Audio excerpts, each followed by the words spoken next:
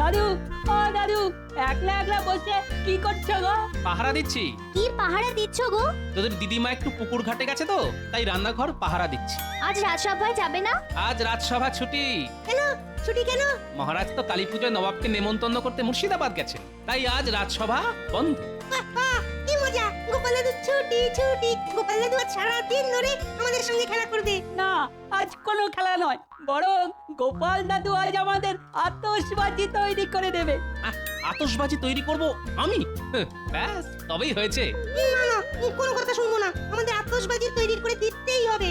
বিশ্বাস কর, আমি আতশবাজি তৈরি করতে পারি না রে। তাহলে কথা দাও, কালী পুজোর দিন আমাদের অনেক আতশবাজি কিনে দেবে। হ্যাঁ, সে না হয় কিনে দেওয়া যেতেই পারে। তা কি কি আতশবাজি তোরা চাস? পুচকে বলছিল ওর ফুলঝুরি চাই, আর আমি পড়াবো চরকি। আমি পোড়াবো রং মশাল। আর টেপা টেপা বলছিল টেপার পটকা চাই, দুম পটাস করে ফাটবে আর সকলে চমকে উঠবে। কি মজাই যে হবে! আমি নেব দোতমা, তলায় তুম, আবার ওপরেও তুম। বেশ, যা জমবে না। ঠিক আছে ঠিক আছে, ফুলঝুরি, রংমশাল, চরকি, পটকা, দোদমা সব হবে। গোপাল দাদু, গোপাল দাদু, তুমি না খুব ভালো। বাবা, সকাল বেলাতেই টেকো বুড়োর আসর যে একেবারে জমজমাট। এই নজর দিও না গিন্নি, নজর দিও না। এই গোপাল যেখানেই আসর বসাবে সেখানেই জমজমাট হয়ে যাবে, সে ঘরই বলো কিংবা রাজসভা। হুম,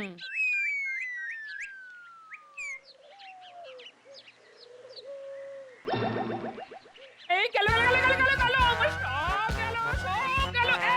এই কি গেল গিন্নি? এই বুড়ো, তোমাকে না রান্নাঘরে মাছ পাহারা দিতে বলেছিলাম। তা পাহারাই তো দিচ্ছিলাম। এই দেখো কোথাও নড়িনি। তাহলে তাহলে বেড়ালে মাছ নিয়ে যায় কি করে? সে বেড়াল যদি আমার থেকেও চালাক হয় তাহলে আমি কি করবো বলো তো? কি করবে? কি করবে? দাঁড়া করাচ্ছি, ওরে বাবা। দাঁড়া করাচ্ছি। ওরে বাবারে, পালা! বোমা যে দুমদাম করে বাড়ির ভেতরেই ফাটতে শুরু করেছে। একদিন পালিয়ে যাবে কোথায় খেতে আসতে হবে না? তখন এসো, মজা বুঝিয়ে দেবো।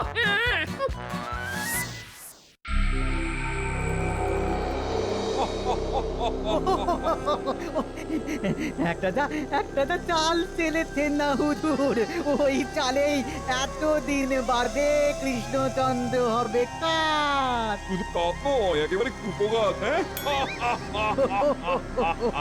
বড় মুখ করে এলো আর কালো মুখ নিয়ে গেল। কৃষ্ণচন্দ্রের মুখের তখন কি অবস্থা, যেন তেতো পাঁচন গিলেছে। গোপালের ভরসা থেকে সাপের 5 পা দেখেছিল তো, এবার দেখবে চোখে সানা ভরা। হ্যাঁ,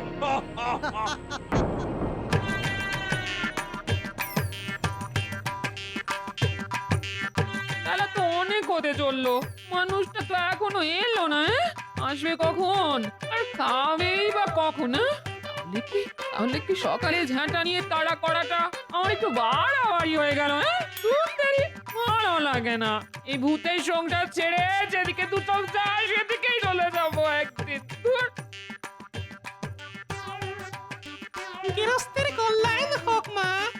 আর কল্যাণ? আমার এই ভূতের সংসারে আর কোনো দিনও কল্যাণ হবে না। কে বলেছে না? আমাকে দুটো খেতে দিলেই কল্যাণ হবে। দাও মা, দুটো খেতে। দাঁড়াও দাঁড়াও, নিয়ে আসছি। যাক, গিন্নি তাহলে আমায় চিনতে পারেনি। এই না, খেয়ে না। মা লক্ষ্মীর সংসার একেবারে, সকলের খাওয়া দাওয়ার পরও হাঁড়িতে ভাত রয়েছে। খাওয়ার হলো কই? ঘরের মানুষটা তো এখনো খায়নি, তাই আমার খাওয়াও হয়নি। তাই নাকি? তা ঘরের মানুষটা এখনো খায়নি কেন মা? সকালে রাগের মাথায় আমি যে তাকে ঝেঁটা নিয়ে তাড়া করেছিলাম। ঝাঁটা নিয়ে তারা? না না না, খুব অন্যায় করেছো মা। স্বামী ঘরে এলে তার পা ছুঁয়ে ক্ষমা চেয়ে নিও, কেমন? সে তো নিতেই হবে। তাহলে আর দেরি করছো কেন? নাও। এই এই তুই কে রে? আমাকে চিনতে পারলে না গিন্নি? আমি তোমার অকর্মাত ভারী টেকো বুড়ো। ও তুমি? দাঁড়াও দাঁড়াও, আজ তোমার হচ্ছে। দাঁড়াও দাঁড়াও দাঁড়াও। মারবে না কিন্তু, মারবে না।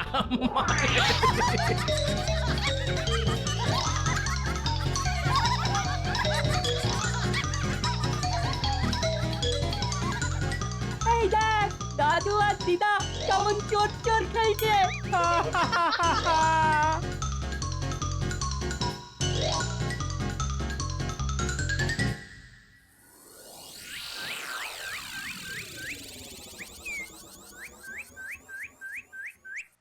দূর দূর দূর, ভাবলাম আজ অন্তত ঠিকঠাক সময় রাজসভায় পৌঁছবো, কিন্তু আজও দেরি হয়ে গেল। এরপর গিয়ে হয়তো মহারাজের দাঁত খিচুনি খেতে হবে।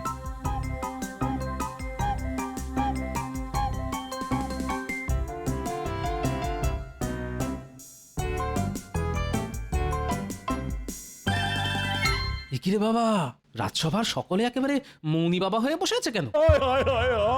গেল গেল গেল গেল আমার সব গেল, সব গেল আমার। আরে, মহারাজ এমন করে বিলাপ করে উঠলেন কেন? মুর্শিদাবাদ থেকে ঘুরে এসে মহারাজের মাথা কি খারাপ হয়ে গেল নাকি? কি গেল মহারাজ? আমার মান মর্যাদা, আমার এই সাধের কৃষ্ণনগর সব সব চলে গেল কোথায় গেল মহারাজ? নবাবের পেটে। বাবা, নবাবের কত বড় পেট, এত বড় কৃষ্ণনগরটাকে খেয়ে ফেললো? হ্যাঁ, আহ গোপাল, কি হচ্ছে কি দেখছো না? চিন্তায় চিন্তায় মহারাজের মাথার চুল ছেড়বার মতো অবস্থা হয়েছে। কিন্তু আমি তো টেকো, তা ওই কম্মটা আমার দ্বারা হবে না। তা মহারাজ, পুরো কথাটা আমাদের না বললে আমরা কি করে বুঝবো আপনার সমস্যা? হ্যাঁ মহারাজ, মুর্শিদাবাদে গিয়ে কি হয়েছে সেসব খুলে বলুন। আমি তো নবাবকে কালী পুজোয় নেমন্তন্ন করতে গেলাম। নবাব আসবেনও বললেন, কিন্তু আসবার সময় হঠাৎ বলে উঠলেন।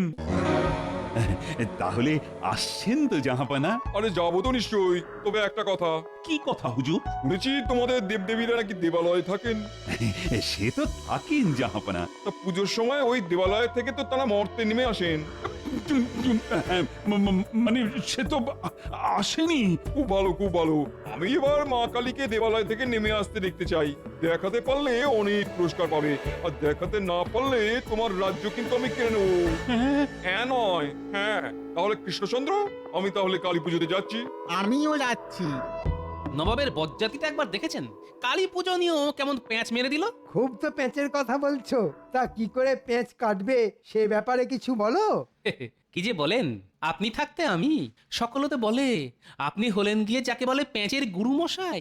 গোপাল, আমি মরছি আমার নিজের জ্বালায়, আর তুমি মন্ত্রীর সঙ্গে কথা কাটাকাটি করছো। মহারাজ, আমি বলি কি, এসব তুচ্ছ ব্যাপার নিয়ে মাথা খারাপ করার দরকার নেই। নবাবকে আসতে দিন কালী পুজোর দিন। দেবালয় থেকে শুধু মা কালীকে নামিয়ে আনবো না, সেই সাথে ডাকিনী যোগিনীকেও নামিয়ে আনবো। কি বলছো কি গোপাল, পারবে? আমার মাথায় আপনার আর রানীমার আশীর্বাদ থাকলে ঠিক পারবো মহারাজ। কিন্তু গোপাল, দেবদেবীরা দেবালয়ে থাকেন আর পুজোর সময় তারা দেবালয় থেকে নেমে আসেন, এ তো আমাদের মনের কল্পনা মাত্র। এবার না হয় এই পাজি নবাবকে উচিত শিক্ষা দিতে নবাবের চোখের সামনেই আমি মা কালীকে দেবালয় থেকে নামিয়ে আনবো। নামিয়ে আনতে পারবে না ঘোড়ার ডিম পারবে, শুধু মুখে বড় বড় কথা। আমি বলে দিচ্ছি মহারাজ, গোপালের ওপর ভরসা করলে আপনাকে কিন্তু রাজ্যপাট খুইয়ে পথে বসতে হবে। অত কথাই কি দরকার? কালী পুজোর তো আর মাত্র কটা দিন বাকি, তখন দেখতে আমার খেলা। আমি কিন্তু মানে তাহলে তোমার ভরসাতেই রইলাম গোপাল। ছোট মুখে বড় কথা মানায় না, তবুও বলছি, অনেকবারই তো আমার উপর ভরসা করে আপনি বিপদমুক্ত হয়েছেন মহারাজ, এবারেও না হয় হবেন। আমি তাহলে এখন আসি মহারাজ। যাই, দেবালয়ে গিয়ে মা কালীর সঙ্গে কথা বলে আসি।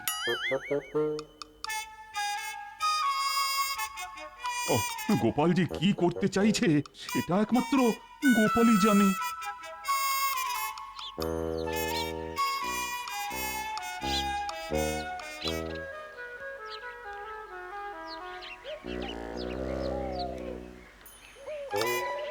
কি গো পোটো, কালী মূর্তি তৈরি হতে আর কত বাকি? এই তো প্রায় হয়ে এসেছে। কালী পুজোর দিন সকালের মধ্যেই পেয়ে যাবে, বিকেল বেলা এসে নিয়ে যেও। এবার লোকজন একটু বেশি করে এনো, রাজবাড়ির পুজো বলে কথা, তাই প্রতিমাটা একটু বড় হয়ে গেছে। শোনো, এবার আর প্রতিমা লোকের কাঁধে চড়ে যাবে না। কাঁধে করে যাবে না? তাহলে কি করে যাবে? এদিকে এসো, কানে কানে বলছি।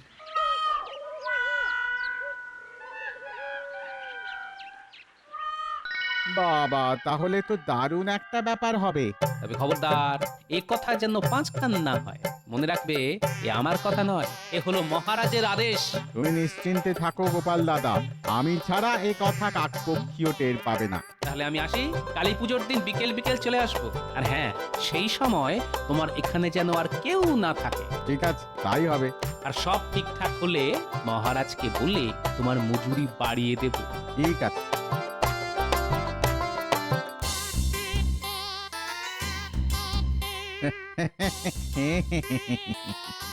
যাক, একটা কাজ মিটলো।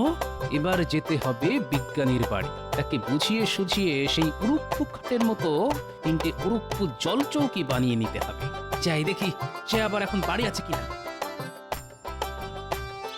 যা, দরজায় তালা দিয়ে আবার কোথায় গেল?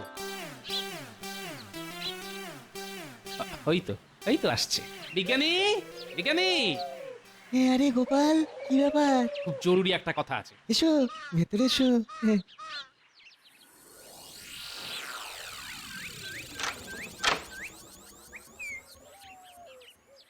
এবার বলো তোমার জরুরি কথা। হ্যাঁ আজ তো তুমিও রাজসভায় ছিলে, হ্যাঁ, ছিলাম তো। শুনলে তো মহারাজের কথা? শুনলাম তো। বলো দেখি কি কাণ্ড। হ্যাঁ, কি অন্যায় আবদার ওই নবাবের। ওই অন্যায় আবদারের মুখের মতন জবাব দিতে হবে বিজ্ঞানী, এবং সেটা আমি দেবই, শুধু তুমি যদি আমায় একটু সাহায্য করো। বলো কি করতে হবে, বলো। আচ্ছা, তুমি একবার একটা উড়ুপ্পু খাট বানিয়েছিলে, মনে আছে? মনে নেই আমার, সেটা চড়েই তো তুমি তোমার দলবল হাওয়া বদল করতে গিয়েছিলে। কিন্তু বিজ্ঞানী, এবার আর উড়ুপ্পু খাট নয়, এবার তোমায় বানাতে হবে 3টে উড়ুপ্পু জল চৌকি, একটা বড় আর 2টো ছোট। কি কালী পুজোর সকালের মধ্যে বানিয়ে দিতে পারবে তো? তবে এই দিয়ে নবাবকে মুখের মতো জবাব যদি দেওয়া যায় তাহলে অবশ্যই পারবো। তবে একটা কথা, এই কথাটা তুমি আর আমি ছাড়া আর কেউ যেন জানতে না পারে, এমনকি মহারাজও নয়। ঠিক আছে, তাই হবে। যাক, আরো একটা কাজ মিটলো। এবার খুঁজে বের করতে হবে আমার খুদে পল্টন।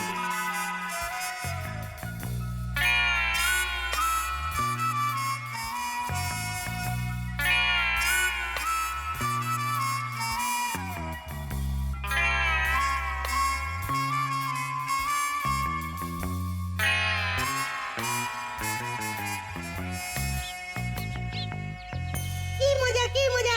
গোপালন দিয়ে এসে গেছে, গোপালন দিয়ে এসে গেছে। দাদু এবার আমাদের সঙ্গে খেলা করবে।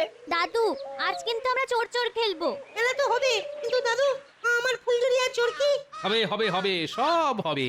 খেলাও হবে, আতশবাজিও হবে। তবে তার আগে আমার কিছু কথা শুনতে হবে তোদের। বলো বলো, কি শুনতে হবে? তাহলে এখানে নয়, আমার সঙ্গে আমার বাড়ি চল।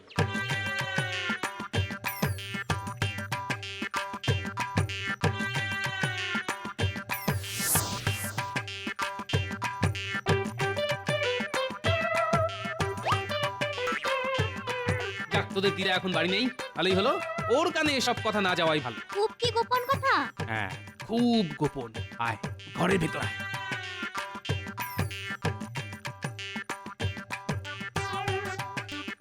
এবার চুপি চুপি বলি।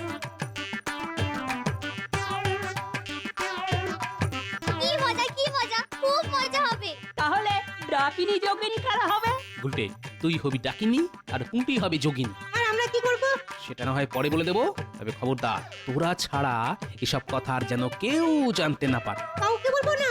না, বাবা মাকেও নয়? মা বাবাকেও নয়। আর সব কাজ যদি ঠিকঠাক হয়, তাহলে মহারাজকে বলে তোদের এত আতশবাজি আনিয়ে দেব যে কালী পুজোয় সারা রাত ধরে পুড়িয়েও শেষ করতে পারবি না। ঠিক আছে, কাউকে বলবো না। কথা দিচ্ছি, কেউ জানতে পারবে না আমাদের থেকে। তাহলে এখন সকলে বাড়ি যা, কালী পুজোর দিন সকালে আবার দেখা হবে আমাদের। ঠিক আছে।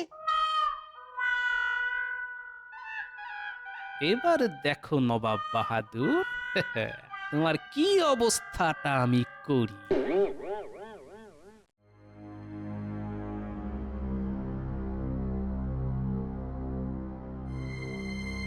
কি হলো?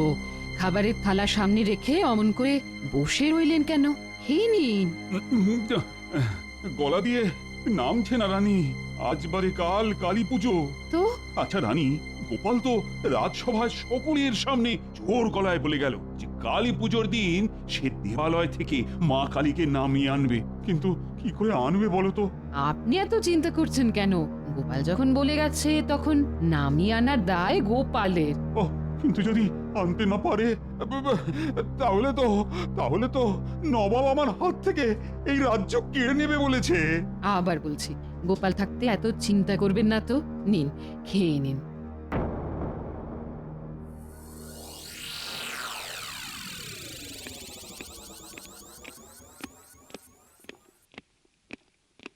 কি উজি, খুব তো সেজে গুজে কৃষ্ণনগরে যাচ্ছ, তা কি বুঝছো? এতে তো বোঝাবুঝির কিছু নেই জাহাপানা। হ্যাঁ, হো করে এত হাসছো কেন? আজ যখন দেবালয় থেকে মা কালীকে নেমে আসতে দেখাতে পারবে না, তখন কৃষ্ণচন্দ্রের মুখের অবস্থা যে কি হবে সেটা ভেবে তো আমি হেসে একেবারে পাগল হয়ে যাচ্ছি জাহাপানা। তাহলে আর দেরি করা কেন? চলো চলো, এখনই আমরা বেরিয়ে পড়ি। তাই চলুন জাহাপানা। কৃষ্ণচন্দ্র, আজ তোমার সব জারি জুরি শেষ। হাজার চেষ্টা করে গোপালও তোমায় এই বিপদ থেকে বাঁচাতে পারবে না।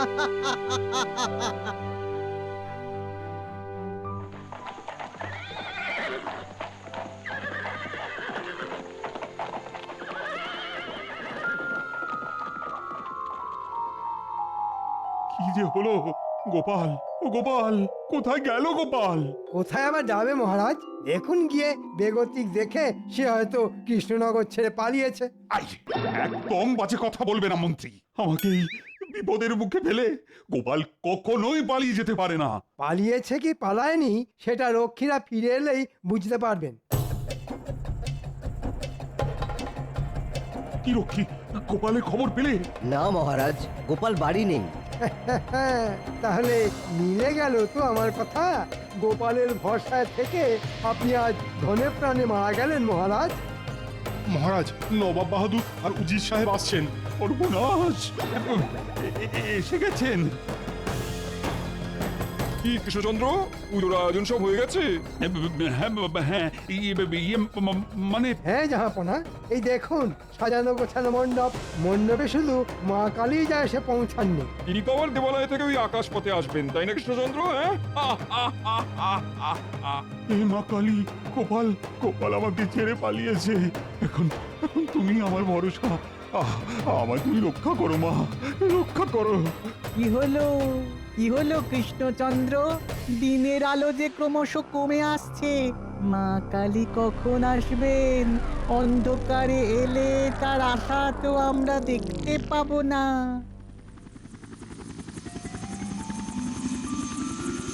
ওই তো গোপাল আসছে। তাই তো। গোপাল, তুমি কোথায় গিয়েছিলে? কোথায় আবার যাব মহারাজ? দেবালয়ে গিয়েছিলাম। দেবালয়ে। দেবালয়ে? হ্যাঁ মহারাজ, আসলে মা কালী তো প্রতি বছর মাঝরাতের অন্ধকারে দেবালয় থেকে মর্তে নেমে আসেন, কিন্তু এবার তো আর সেটা হলে চলবে না। স্বয়ং নবাব বাহাদুর আবার মায়ের নেমে আসার দৃশ্য দেখতে চেয়েছেন। তাই দুপুর থেকে দেবালয়ে গিয়ে ধর্ণা দিয়ে বসেছিলাম। কি বলবো মহারাজ, মা কালী তো এত সকাল সকাল আসতেই চাইছিলেন না, কিন্তু অনেক ভুজুং ভাজুং দিয়ে, অনেক জপিয়ে চাপিয়ে। কোন অবিশ্বাসী আমাদের মায়ের দেবালয় থেকে আসা নিয়ে ঠাট্টা তামাশা করেছে? কে? কোন নরাধম? এই খাঁড়া দিয়ে এক্ষুনি তার গলা কেটে মায়ের হাতে মুন্ডমালা করে ঝুলিয়ে দেব। এই ডাকনি জগনি, তোমাদের এই ভয়ঙ্কর চেহারা দেখে আমার যে বড্ড ভয় করছে। ভয়? আমাদের দেখেই ভয় পেয়ে গেলি? ওরে, মাছ এখন রাগে পাথর হয়ে আছে, কিন্তু যখন এই পাথর থেকে জেগে উঠবে তখন তো সব কিছু লন্ডভন্ড করে দেবে। বল কোথায় সেই অবিশ্বাসী? দেখিয়ে দে আমাদের। এই বেটাই কি সেই অবিশ্বাসী? না, আমি না। তাহলে কে? উজির, গতিক সুবিধার নয়, পালাও। তাহলে এই বেটাই।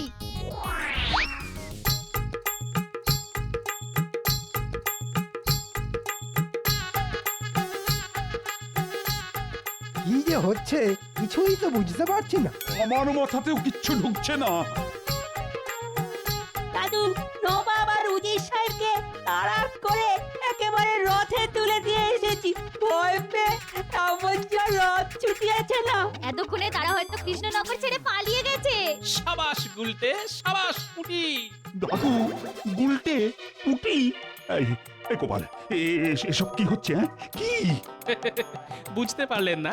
পুটি আর গুলটে ডাকিনী যোগিনী সেজেছিল, আর আমাদের বিজ্ঞানী তার বিজ্ঞানের কারিকুরি দিয়ে তৈরি করেছে ওই উড়ন্ত জল চৌকি, যাতে বসে আমরাও এলাম, আবার মা কালীকেও নিয়ে এলাম। উড়ন্ত জল চৌকি?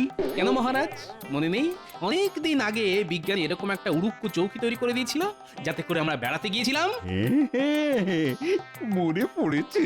সত্যি সত্যি গোপাল, আজ তুমি না থাকলে যে কি হতো।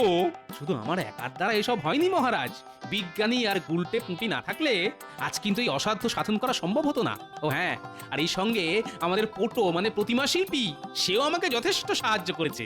দাদু সবই তো হলো, কিন্তু আমাদের আতশবাজি। মহারাজ, আমার নাতি নাতনিরা আতশবাজি পোড়াবার বায়না ধরেছে, কিন্তু আমি তো গরিব মানুষ মহারাজ, আতশবাজি কেনার অতগুলো টাকা আমি কোথায় পাবো বলুন? সে চিন্তা আমার। আমি আজ ওদের ঝুড়ি ঝুড়ি গাড়ি গাড়ি আতশবাজি কিনে দেবো। কত পোড়াতে পারে আমিও দেখবো। কে মজা কে মজা। মহারাজের জয় হোক। না না না, আমার জয় নয়, সকলে বলো গোপালের জয়। জয় গোপালের জয়। জয় গোপালের জয়। দেখেছো এবারও পেট মোটাটা কেমন ফাঁক তালে নাম কিনে নিল। সত্যি গোপাল, তুমি সত্যই ধন্য। না মহারাজ, আমি অতি নগণ্য।